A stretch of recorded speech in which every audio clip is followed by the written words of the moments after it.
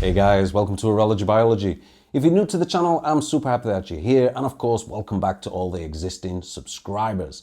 Now on this episode, I have got a Grand Seiko 5646-7010. It's a high bead caliber with the 5646 inside, which I've heard is not as common as some Seiko calibers. Now I'm going to apologize in advance in regards to this video because there's going to be a lot of moaning, a lot of stressing, because things that I found in this watch are absolutely disgusting.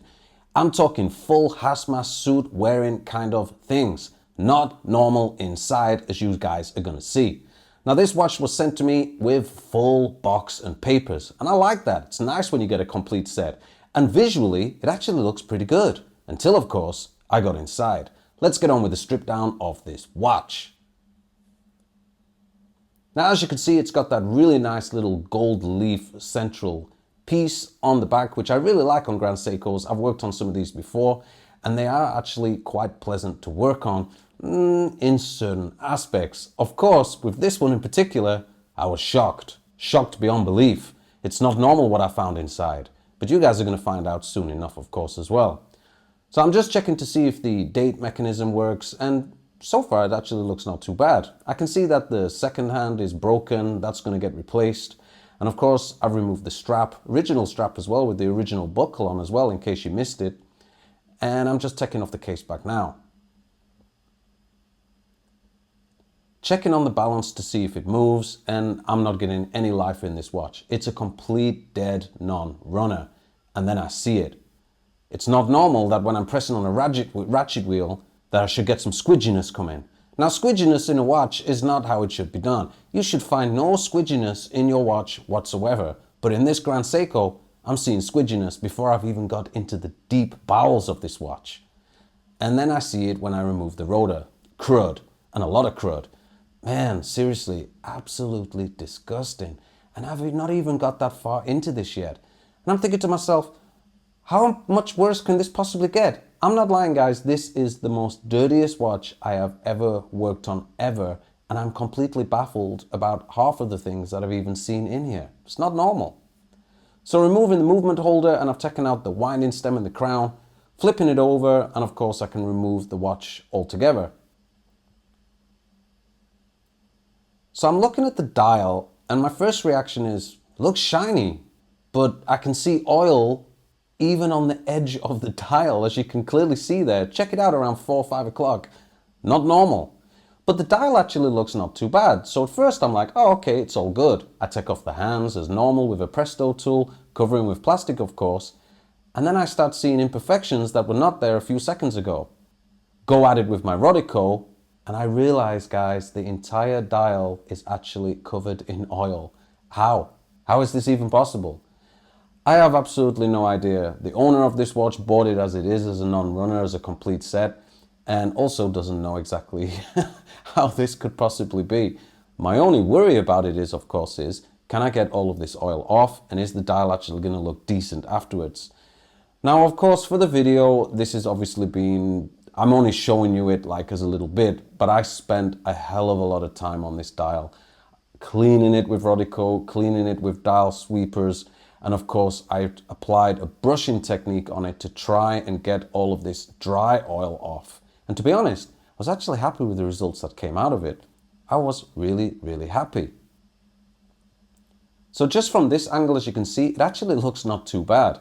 It's dulled out the dial, it's taken that big shine off of it that the oil was putting onto it, and it actually looks not too bad at all. So I'm going to put it away, keep it to one side, nice and safe, and then we can use it obviously later on at the end when I get to rebuild it.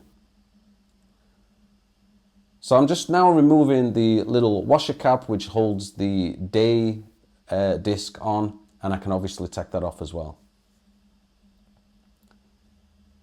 And underneath, I'm already seeing disgustingness. And I'll tell you another thing as well. This is probably the first time that I ever actually used toilet paper to mop up a watch. I've never used toilet paper to mop up a watch. Toilet paper should stay in the toilet. That's where it lives. I don't need to have this on my bench, but this was a special case, guys. This watch was definitely a special case. So I'm breaking down the date mechanism of this watch, removing these little bridges, that hold the date wheel in place. And of course underneath you can see it there as well. This thing is absolutely just soaked in oil. I actually think that somebody just dunked the whole watch in a vat of oil and thought, oh, maybe I'll get it running that way. So this is obviously, as far as I'm concerned, why it's not running. And again, like I said, I've never had to use toilet paper on a watch before. Seriously, it's unbelievable. Absolutely disgusting. So continuing to break down all of the date mechanics, all of the wheels, etc, etc. And if I'm honest with you guys, this strip down took a lot longer than most do. The reason being is I was having to clean off every single individual screw, every individual wheel, cog, etc. with toilet paper before I could put it in my parts tray, because the thing was literally swimming in oil and this stuff was going everywhere. Seriously, I've said it before, I think somebody must have just literally dunked this entire watch into some kind of vat of oil on the hope that, oh, I'll get it running by doing that. No, does not work like that. It's ridiculous, as you can clearly see. And now I'm having to clean up this obscene amount of mess. So guys, I'm already apologizing to you for the amount of moaning that I'm going to be doing about this, because there's probably going to be more to come. So I removed the cannon pinion, also removing that tension spring which holds the minute wheel in place. And some screws I'm actually going to put back into the movement as well to keep them safe. Removing tension springs as well for the date mechanics, and checking everything as I go. So how was your week, guys? My week has been super chill actually. I've had a few things that I've been busy with, watch-wise. It's been cool. Happy with how the YouTube channel's growing as well. Please, of course, hit a like on this video if you're enjoying it, because it's always going to help the algorithm for me as well moving forward. And this channel's definitely progressing in the right direction, so I'm super happy about that. And I've been at the gym as well again. Even more than usual, so I'm happy about that too. Pushed over 120 kilos now on my deadlift, which is pretty cool, and considering that I'm not a spring chicken anymore, I'm actually happy that I've not put my back out yet, which is super fresh.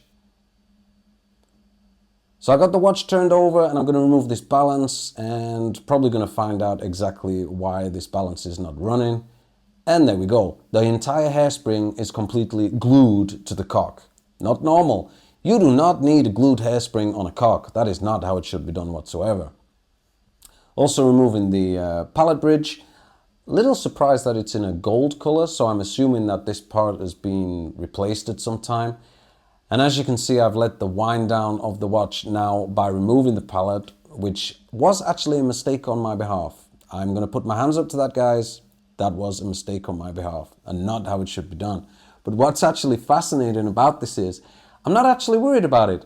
Because this thing is caked in so much oil, you're seeing how long this thing is taking to wind down at such a slow speed. It's ridiculous. I think the whole thing took about 5 minutes to completely de-wind itself at a slow, chilled out pace. Still going. Still clearly going. And don't forget, this video is edited as well. It's not normal, man. Not normal.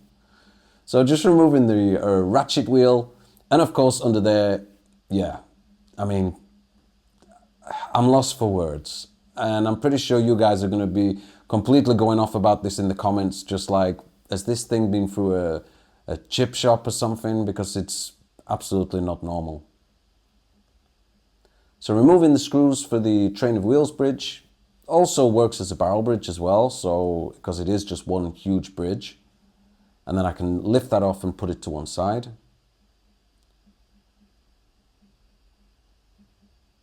And take a look at the underneath of this train bridge. You can actually see the oil stains perfectly where the wheel was underneath. It's actually left the marks for it that I'm going to have to clean off. It's crazy, actually. So it's probably from quite a long time ago that this oil was put on this watch. For it to stain it in that particular pattern, as you can see, it's clearly been a long time ago. So removing all of these super sticky wheels. There's the escape wheel. Everything's super sticky. Not how it should be. And I'm going to just inspect all of these, check all the pivots, and then I can put everything to one side prior to pre-cleaning. And the pre-cleaning of this, guys, it took me a long time. Because that's the thing. It's pointless me throwing this into the cleaning machine in the condition that it's in, because the cleaning machine is just going to go, well, bro, what do you expect me to do with this? You know, I can't deal with this. So I'm just removing the hack. It has a hack mechanism, and that's exactly what's been removed right now. A little spring that keeps it under tension, which I removed earlier, and then I could obviously remove that hack. Also removing these automatic works, 2 wheels. One's a reversing wheel, of course, as well. And now I can take out this mainspring barrel with God knows what is inside. More toilet paper treatment, because again, we may as well just clean off any excess oil. And then I can flip the movement over to the other side and then break down the keyless works. Now, I do find with these Seikos, there seems to be a lot of extra bridges, bridges upon bridges, etc. And sometimes I wonder why is it like that? It's almost like it's a little bit over-engineered, let's say.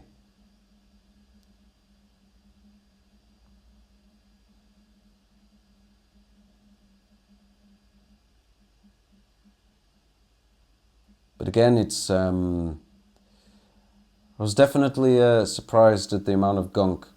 But apart from all of that negativity that we're talking about now in regards to the oil, it is still better than it to be rusty. I mean, it is absolutely impossible that this watch could ever be rusted. It's impossible because of the amount of oil. At least it's protecting it from that. So removing the mainspring, popping open the barrel so I can remove the arbor and the spring, and this spring will get replaced.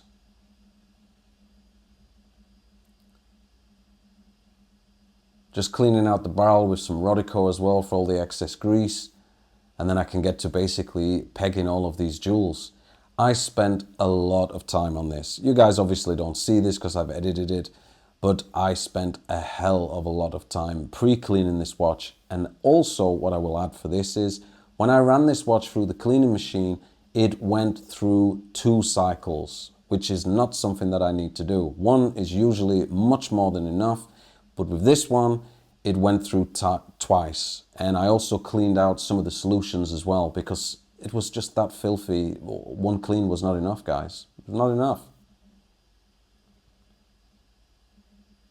So just obviously prepping up all of the basket stuff ready for that cleaning machine, and away I can go. So the other thing with this as well is the guy who owns this watch, he has a new old stock, brand new crystal for this watch, seeing as this mineral crystal was scratched. So we're going to replace that as well. I've just taken off with a case knife the bezel for this. I can remove the original crystal and the original gasket. I need to keep that gasket safe because I'm going to be using that for the new one. And now, of course, we can get onto the rebuild. Now, I actually forgot to start the camera when I first started working on this, so my apologies. But what I want to add is talk about the mainspring. Now, these mainsprings are super hard to get hold of. I could only find one in the world which was being offered for around 100 euros for a spring, which is ridiculous in my opinion, because they are actually really, really hard to find. So we made a decision after I researched it that some mainsprings for other Seiko calibers will work, but it will affect the amplitude a bit, unfortunately. It was a compromise that we decided to make because those springs are a lot more affordable. I think it was for the caliber 5601. Please quote me if I'm wrong on that because it evades me. But those were the springs that we decided to use because they do fit, but they're just of a different size. That's the only problem. So it does unfortunately affect the amplitude. But the functionality of the watch, of course, and with it being an automatic as well, it's not the end of the world for a vintage piece.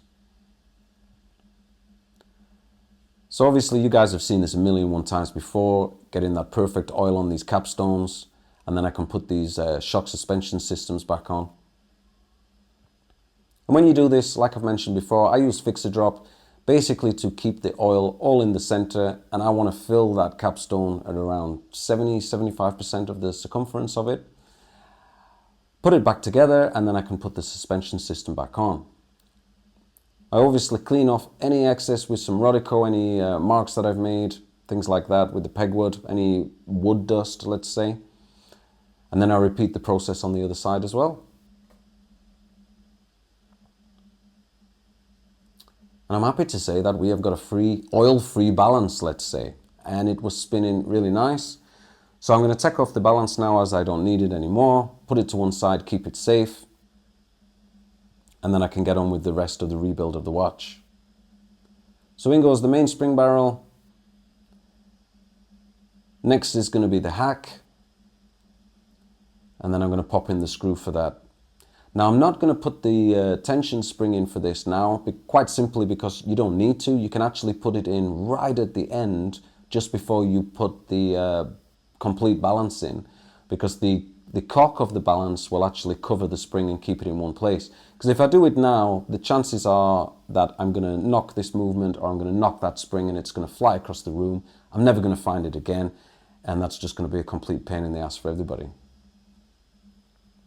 So building up the train of wheels, everything has been inspected and super uber cleaned. Now on this wheel, the cannon pinion is actually attached to it, so you need to oil that accordingly. Now I checked it on the Seiko database for that, and the equivalent that I used for this was a fine oil 9010, and as far as I could see, that would be adequate for doing it. Because the cannon pinion, like I said, is actually attached to the wheel rather than being on the other side, which is more traditional. And if I'm honest, the much more of a way that I prefer. I don't like cannon pinions that are actually attached to wheels. I find them a lot harder to manipulate, also to adjust. They are easier just to replace them, of course, if you can get hold of them.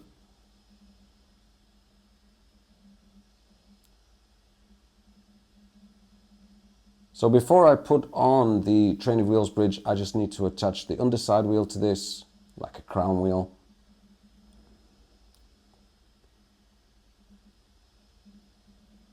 Held in with the two screws. And then obviously, because it's underside, I want to check it, make sure that it's engaged, and then I can oil it accordingly.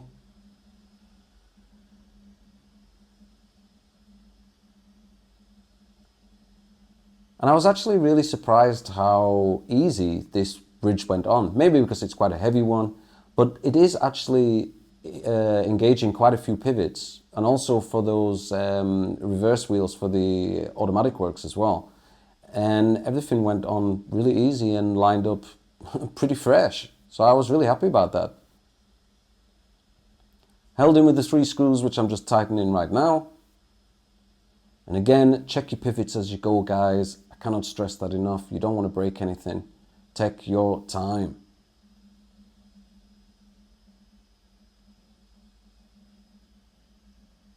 So giving everything a quick oil. And then I can just remove these two shock systems. Oil these accordingly as well. And then flip them over. Pretty similar to the capstones on your balance, just a little bit more fiddly in my opinion. But as you can see, we've got a nice drop of oil there, which is exactly as it should be. Put the shock system back and you're good to go. And of course, keep cleaning with your Rodico in case you've got any dust on there and you need to get that off. I do find these a little bit fiddly. There are proper tools as far as I can see to get these, but I'll be honest with you, I don't have them.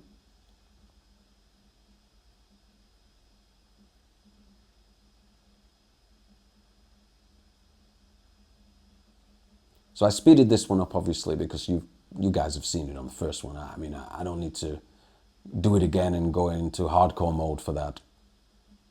So now I can oil the train. I'm using 9010.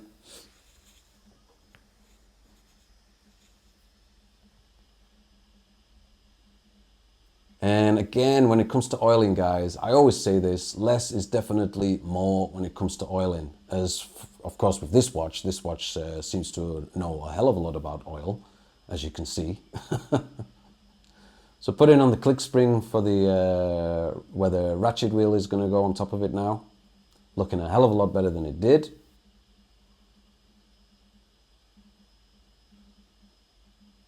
And you just want to make sure that it engages correctly, because the teeth are hitting the other teeth of the wheel underneath the train as well, because it's all connecting to the automatic works. And then I need to just remove the click spring a little bit so that it can drop in place. And there we go. Nice and easy.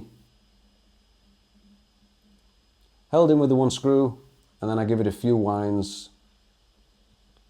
So moving on to the pallets for this is a really weird looking pallet fork set. It's kind of like at a diagonal angle. It was a little bit more awkward to oil. And another thing that I noticed as well is when I was looking through the Seiko data sheet for this caliber, you actually oil both stones, not just the exit one. Super strange. But I did as I was told.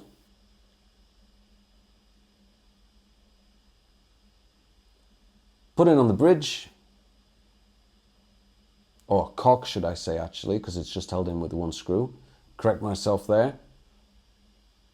And again, I'm not sure if this is from a different caliber. I'm suspecting it is with it being a different color. I cannot think of any other reason why it would be a different color other than it's been replaced.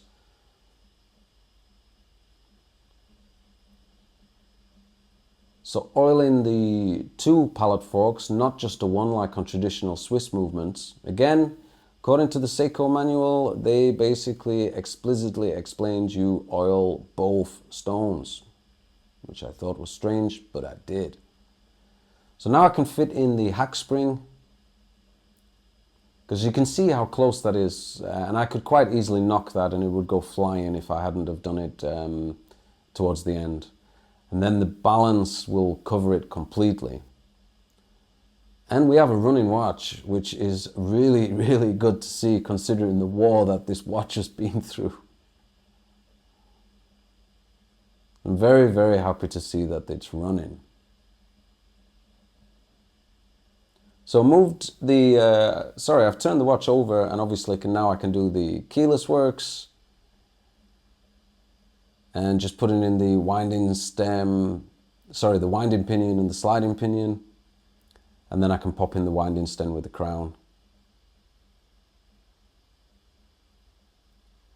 Making sure that I grease up all of these metal parts and also oiling as well the posts where the rests of the keyless works are going to go, and of course the date mechanism parts.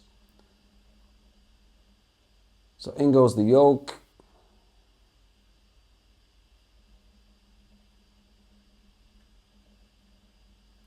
And then just adding a little bit of 1300 where the setting lever screw is going to go.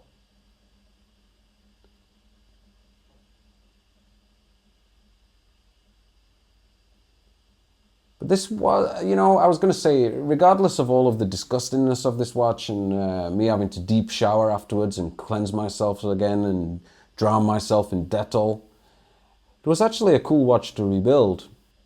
Again, I do find the whole keyless works a little bit over-engineered, the way that it's all set up. Like I said, as you can see, it's like plate after plate on top of plate, which is a little bit odd.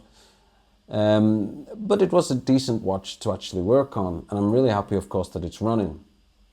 You guys, of course, are going to see exactly what it looks like at the end, especially with the dial. I still cannot believe that that dial was coated in oil. I mean, how is it even possible? The only thing I'm assuming is it's like oil vapors or something that have just come through, and obviously this is from such a long time ago. It's the only thing I can think of.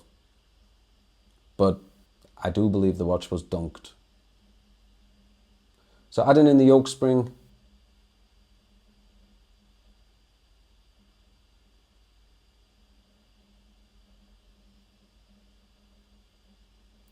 So I was looking at the statistics as well on my channel recently, and I can still see that Siwa video that I did, I am still averaging, guys, around 90 views an hour on that video, which is unheard of, for me anyway.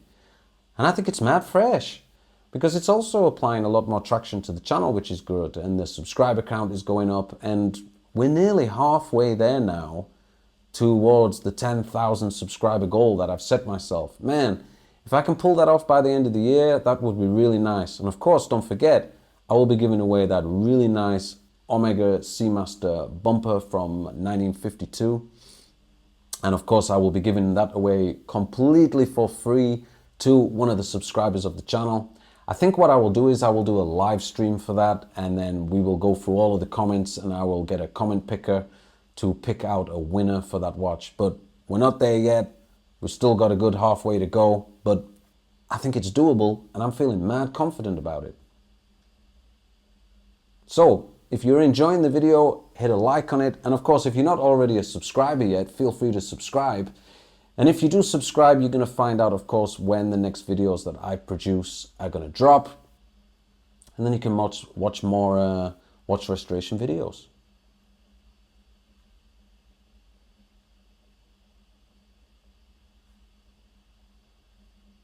So another thing as well that I was busy with this week, I've been researching more lighting. Because I would like to get another studio light for the channel. So I've just purchased another one actually today. So I think that's going to come tomorrow.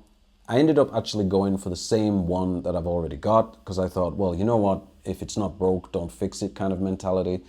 And the other one does actually work well, but I thought if I have another one and I can get that opposited, let's say, hopefully it will brighten things up a little bit more.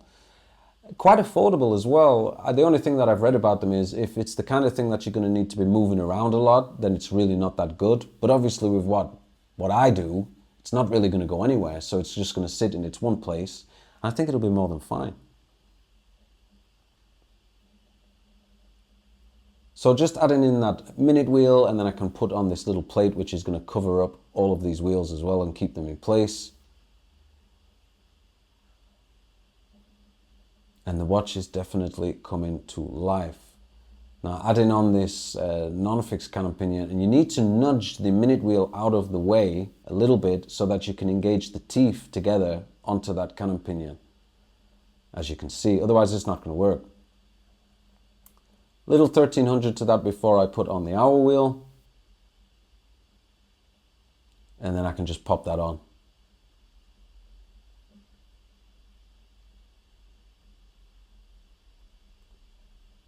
Again, just checking that things engage, which they do.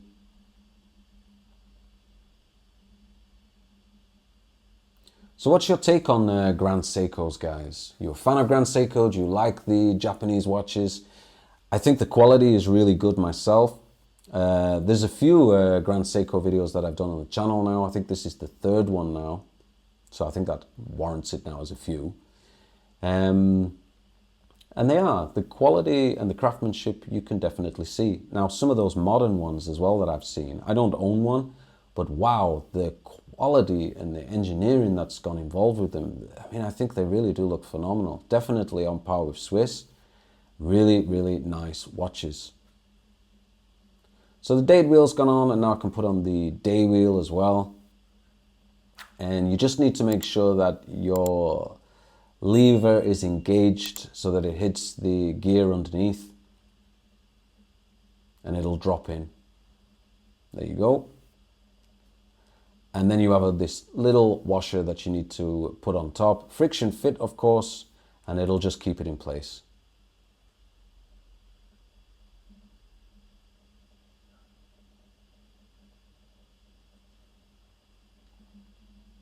So just a quick check to make sure that everything's engaging, and I'm happy with that.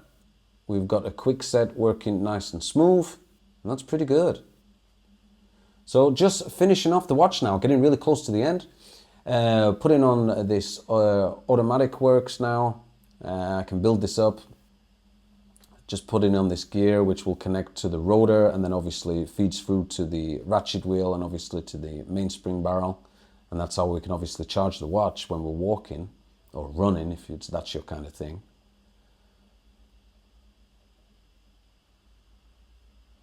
And it simply holds in place with this little slide lever that goes in, and then I can put the screw on top. Now this was actually broken, unfortunately, this dial tension ring. So what I did is, it was broken very neat, it was just a crack, so it was in like not together. And I simply just glued it, and it held it in place perfectly. Putting the dial back on now, of course, and I can fit the hands. So make sure that you've got your date bang on 12, and then you can put your hour hand on. And I'm making sure that that's lined up. And the dial has actually come out really nice. There's a couple of imperfections on there, but come on guys, this watch is pretty old. And considering that it was caked in oil, I think I've done a pretty damn good job. It took a hell of a long time, but I'm happy with how it's come out.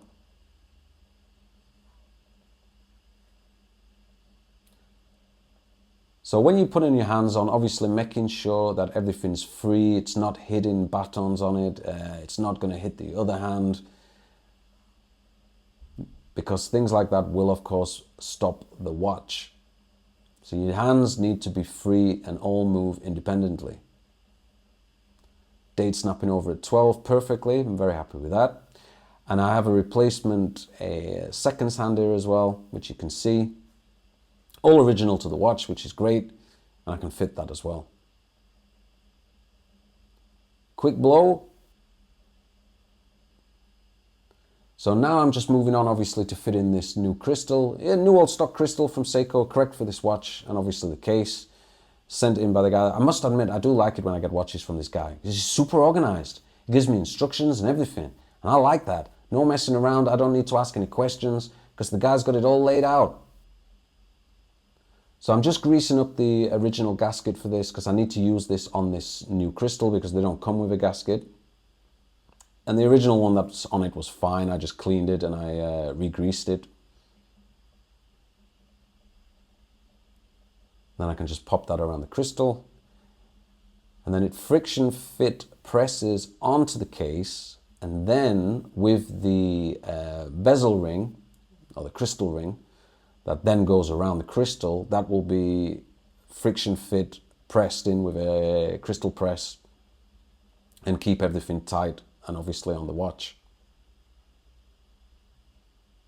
But new crystals make such a difference when you're on a watch, whether it's a mineral or a plexi. When you put a new crystal on a watch, it really just makes such a difference. So quick press, everything clicks in. I'm very happy with that. And it looks pretty good.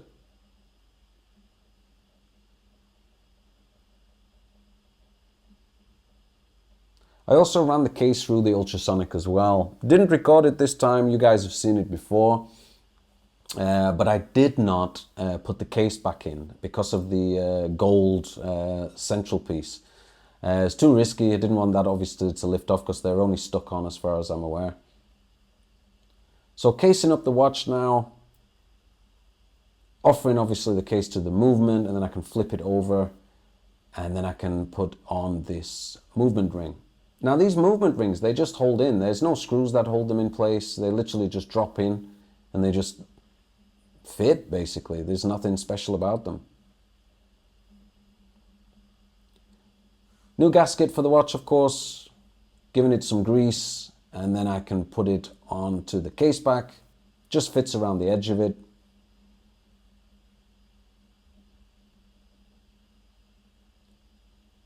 And then I can simply just put it on the watch. Now, do you see the mistake?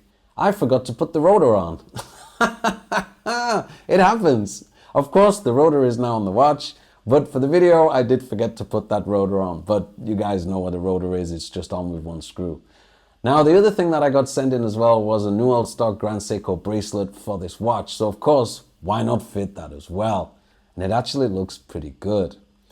So for the Timergrapher, some people have mentioned that I don't always regulate the watches. So I thought, well, you know what, let me just regulate it a little bit, even though I do still explicitly say that I do it after 24 hours. And the watch was actually running really good. I'm very happy with the beat error, obviously the rate, but of course, as you can see, the amplitude was affected because of that mainspring. And there we have it, guys, Grand Seiko 5646-7010. Guys, if you want to watch another restoration video and you've got the time and you like what I'm doing here, you can click on this one that's on the screen right now. And as always, guys, till next time.